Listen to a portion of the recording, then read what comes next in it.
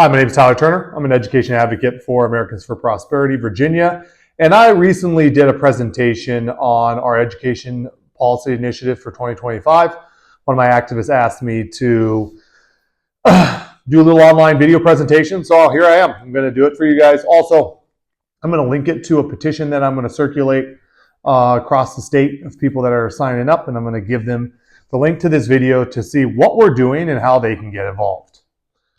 Let's go with the PowerPoint presentation. It's right here. I wish I could have, I'm going to start from the beginning. I wish I could be able to screen share because it'd be better, but this is the best I can do, so let's make the best use of it. Okay, our education policy initiatives for 2025. Our number one policy initiative is education tax credit. It's a personal tax credit. Our tax credits received by a parent or guardian for educating his or her student outside of the existing public school system. They are a simple way to give families support to offset the cost of educational expenses by returning their taxes to them and in some cases providing them with a refund. That's a kind of a brief description. I actually got this education tax credit and kind of the premise of what it's supposed to do from our coalition partners, Yes Every Kid. So that's kind of the first initial one. The second one, a tax credit allows a parent guardian to receive a credit when they educate their children in a non-public setting on a full-time or part-time form or on an application that they have dependents who are enrolled in public schools. Once acknowledged by the state, the commission, Department of Revenue, the parent would receive a transfer or a deposit similarly to how one would for a tax return. Education tax credit programs tend to be cost efficient and require minimal administrative burden. As they are simple to operate and manage,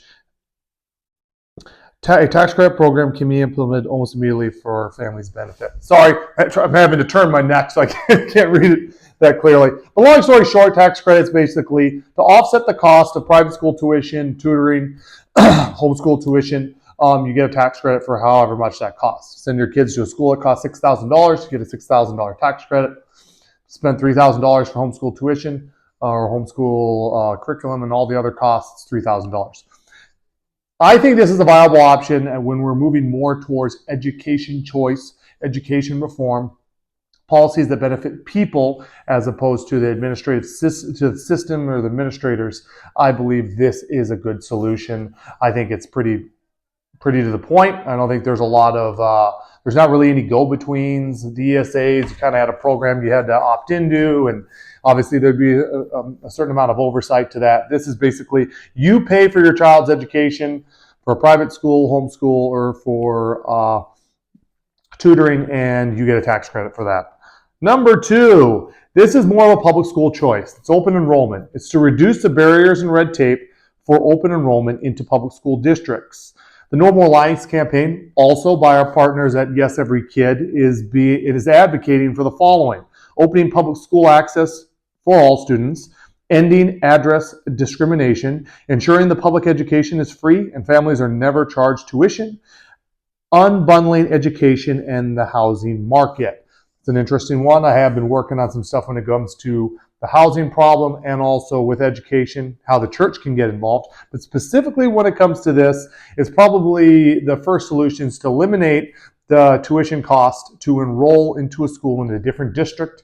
You like the programs or you like the district itself, we believe you should have the ability to access that school.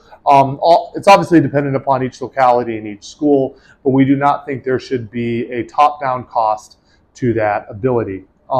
That's another common sense kind of public school choice option. How can I become an advocate? You can host a training. You can recruit people. You can find out who is interested in education choice policies. You can go to your legislators, either in person, through email, or you can lobby them online and say, I want education choice. You can become a social media influencer, and that's a way to lobby legislators. Start your own account. You're an education choice advocate. You help start a page, a group on Facebook or on some other social media channel to influence education choice policy. You write a letter to the editor. Hi, I'm Jane Doe. I believe education choice would benefit this area.